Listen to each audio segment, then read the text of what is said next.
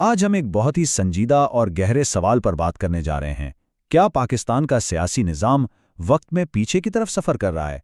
ایک ایسے ماضی کی طرف جسے ہم بہت پیچھے چھوڑ آئے تھے؟ آئیے اس دلچسپ تجزیے کی گہرائی میں اترتے ہیں۔ آج کا پاکستان کل کے برطانوی راج کی ایک نئی شکل بنتا جا رہا ہے۔ یہ ایک بہت بڑی بات ہے نا؟ یہی وہ مرکزی خیال ہے جسے آج ہم سمجھنے کی کوشش کریں گے کہ آخر وہ کیا وجوہات ہیں جن کی بنا پر یہ کہا جا رہا ہے کہ پاکستان اپنی آزادی سے پہلے کے دور کی طرف لوٹ رہا ہے۔ تو یہ سوچ آئی کہاں سے؟ یہ انالیسس دراصل سیاسی اور سماجی امور کے ماہر عمیر جاوید کے کالم پر مبنی ہے جو حال ہی میں ڈان اخبار میں شائع ہوا۔ عمیر جاوید لمز میں پڑھاتے ہیں اور پاکستان کی سیاست پر ان کی گہری نظر ہے۔ ہم ان کے دلائل کو ایک ایک کر کے دیکھیں گے تاکہ یہ سمجھ سکیں کہ وہ اس نتیجے پر کیوں اور کیسے پہنچے۔ ہم آپ کے لیے لاتے ہیں کتابوں کا نچوڑ، وائرل موضوعات اور وہ خبریں جن پر بات ہونی چاہیے۔ پڑھنے والے ہم، سننے والے آپ۔ چلیں اب اس انالیسس کے پہلے حصے پر آتے ہیں۔ مصنف کا کہنا ہے کہ پاکستان میں ایک بالکل نیا سیاسی نظام شکل لے رہا ہے، اور یہ کوئی عام سیاسی تبدیلی نہیں ہے بلکہ یہ ایک ایسی بنیادی تبدیلی ہے جو ملک کو ایک نئی طرز کی آمریت کی طرف لے جا رہی ہے جو شاید ماضی کی آمریتوں سے بھی مختلف ہے۔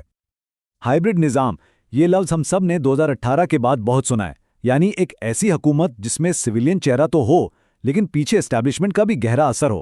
لیکن مصنف کہتے ہیں کہ اب ہم اس مرحلے سے بھی آگے نکل چکے ہیں۔ یہ اب صرف ایک ہائبرڈ نظام نہیں رہا بلکہ ایک زیادہ کنٹرولڈ اور مرکزی نظام بن گیا ہے۔ دیکھیں، یہ سب کچھ اچانک نہیں ہوا۔ مصنف اس کی شروعات 2018 سے دیکھتے ہیں جب ہائبرڈ نظام کی بنیاد رکھی گئی۔ پھر 2024 کے الیکشنز نے اس عمل کو اور تیز کر دیا کیونکہ انتخابی نتائج پر اٹھنے والے سوالات نے سیاسی حکومت کی ساخت کو کمزور کر دیا، اور اس کے بعد 26ویں اور 27ویں آئینی ترامیم نے اس نئے نظام کو قانونی شکل دینے میں اہم کردار ادا کیا۔ تو اصل تبدیلی آئی کہاں؟ طاقت کے توازن میں۔ مصنف کا کہنا ہے کہ اب پارلیمنٹ، جو عوام کا نمائندہ ادارہ ہے، عملی طور پر اسٹیبلشمنٹ کے زیر کنٹرول انتظامیہ کے ماتحت ہو گئی ہے، اور جب پارلیمنٹ کمزور ہوتی ہے اور اس کی خود مختاری ختم ہو جاتی ہے تو پھر عدلیہ کو کنٹرول کرنا بھی آسان ہو جاتا ہے۔ اس طرح عدلیہ، جو آئین کی محافظ ہوتی ہے، وہ بھی بالواسطہ طور پر انتظامیہ کے ماتحت ہو جاتی ہے۔ یہاں ایک بہت اہم کانسیپٹ سمجھنا ضروری ہے جسے کہتے ہیں جوڈیشل ریویو۔ آسان لفظوں میں، یہ سپریم کورٹ کی وہ طاقت ہے جس سے وہ کسی بھی حکومتی قانونی اقدام کو آئین کے خلاف ہونے پر کینسل کر سکتی ہے۔ یہ جمہوریت کی روح ہے۔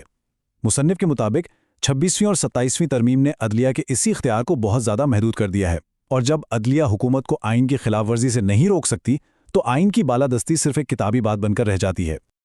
اچھا، تو اگر یہ ایک نیا نظام ہے تو اسے کہیں کیا؟ کیا یہ کوئی شخصی آمریت ہے یا کوئی فوجی حکومت؟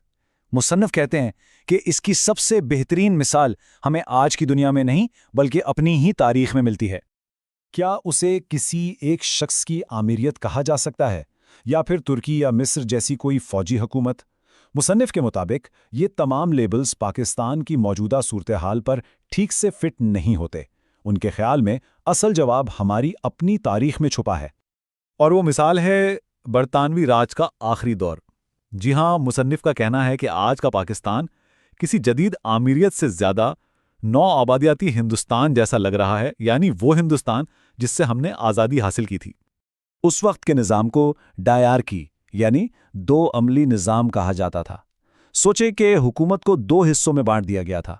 کچھ چھوٹے موٹے محکمے جیسے صحت اور تعلیم مقامی منتخب نمائندوں کو دے دیے گئے تھے، لیکن اصل پاور، پیسہ، فوج، خارجہ پالیسی اور سارا کنٹرول وہ انگریز وائسرائے اور اس کی بیوروکریسی کے پاس ہی رہتا تھا۔ اب آتے ہیں اس انالیسس کے سب سے دلچسپ حصے کی طرف۔ مصنف آج کے پاکستان کا موازنہ اسی ڈائارکی والے نظام سے کرتے ہیں اور بتاتے ہیں کہ مرکز اور صوبوں میں کتنی حیران کن مماثلتیں ہیں۔ جیسے برطانوی دور میں صوبے مقامی لیڈروں کے لیے ایک محدود کھیل کا میدان تھے جہاں وہ حکومت تو بنا سکتے تھے لیکن اصل طاقت سے دور تھے، مصنف کا کہنا ہے کہ آج بھی کچھ ویسا ہی ہے۔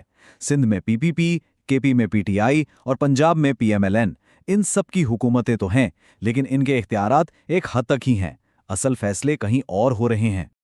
اور مرکز کی سطح پر تو یہ مماثلت اور بھی زیادہ واضح ہو جاتی ہے، جیسے تب وائسرائے اور اس کے بیوروکریٹس اصل فیصلے کرتے تھے اور قانون ساز کونسل بس رسمی کارروائی کرتی تھی۔ مصنف کہتے ہیں کہ آج بھی وفاقی سطح پر بڑے فیصلے غیر منتخب ادارے کر رہے ہیں اور پارلیمنٹ کا کردار ان فیصلوں پر مہر لگانے جیسا ہو کر رہ گیا ہے۔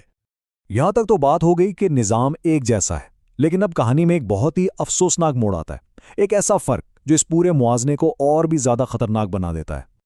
और वो फर्क है समत का, डायरेक्शन का। देखें, बरतानवी राज का निजाम बुरा था, लेकिन अवामी दबाव की वजह से वो धीरे धीरे ही सही ज्यादा जमहूरियत और नुमाइंदगी की तरफ जा रहा था। उसका अंजाम आज़ादी था। लेकिन आज का पाकिस्तान, मुसन्निफ के मुताबिक हम उल्टा सफर कर रहे हैं। हम 1973 के आइन के जमहूरी उसूलों से आगे जाने के बजाय पीछे की तरफ जा रहे हैं। मुसन्निफ के अपने अल्फाज में असल अलमिया तब्दीली की सिमत है, यानी असल दुख इस बात का नहीं कि हमारा निज़ाम नौआबादियाती निज़ाम जैसा है, बल्कि दुख इस बात का है कि एक आज़ाद मुल्क होते हुए भी हम वापस उसी निज़ाम की तरफ जा रहे हैं जिसे हमने 75 साल पहले ठुकरा दिया था। तो सवाल यह है कि अगर ये उल्टा सफ़र जारी रहा तो इसकी मंजिल क्या होगी? मुसन्निफ इस तज्ज़िये को एक बहुत ही संगीन वार्निंग के साथ ख़त्म करते हैं। वो खबरदार करते हैं कि अगर इख्तियारात इसी तरह मरकज़ में जमा होते रहे तो अगला कदम शायद सूबाई सियासत का मुकम्मल खात्मा होगा, यानी वो थोड़ी बहुत सियासी आज़ादी जो आज सूबों में नज़र आती है उसे भी गैर ज़रूरी समझकर ख़त्म कर दिया जाए, और ये हमें सीधा 19वीं सदी में ले जाएगा, जब सब कुछ एक वॉइसराय चलाता था और मुकामी सियासत का कोई वजूद नहीं था। मुसन्निफ हमें सवाल के साथ छोड़ जाते हैं कि क्या 28वीं आईनी तरमीम पाकिस्तान को एक सदी पीछे धकेल देगी? आज के लिए इतना ही, मिलते हैं नेक्स्ट एपिसोड में।